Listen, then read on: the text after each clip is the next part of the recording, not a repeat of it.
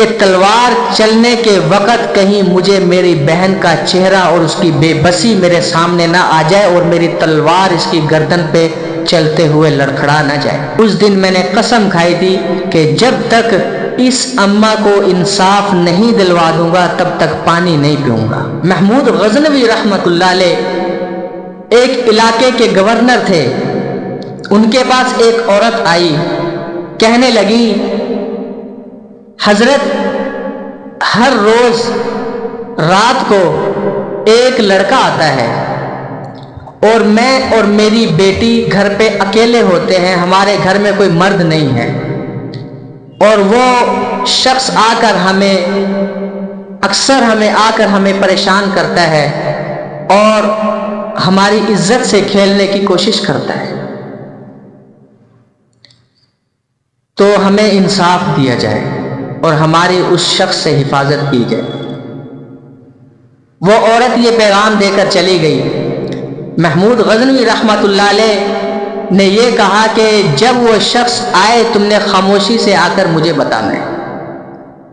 کچھ وقت گزرا، کچھ عرصہ گزرا، وہ عورت اچانک آئی اور کہنے لگی حضرت وہی شخص آج پھر ہمارے گھر پر آیا ہے اور ہمیں پریشان کرنے کی کوشش کر رہا ہے۔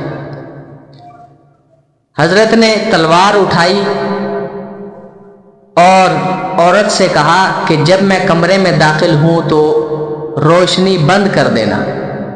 اس نے کہا ٹھیک ہے۔ کمرے کے اندر داخل ہوئے، عورت نے روشنی کو بند کیا۔ محمود غزنوی رحمۃ اللہ علیہ نے تلوار کا وار کیا اور ایک ہی وار میں اس شخص کی گردن کو اڑا دیا۔ پھر اس کو قتل کرنے کے بعد محمود غزنوی رحمۃ اللہ علیہ نے کہا کہ مجھے پانی پلاؤ۔ وہ عورت کہتی ہے کہ میں نے پانی دیا اور پھر پانی منگایا، کہتے ہیں 3 دفعہ انہوں نے بہت زیادہ پانی پیا۔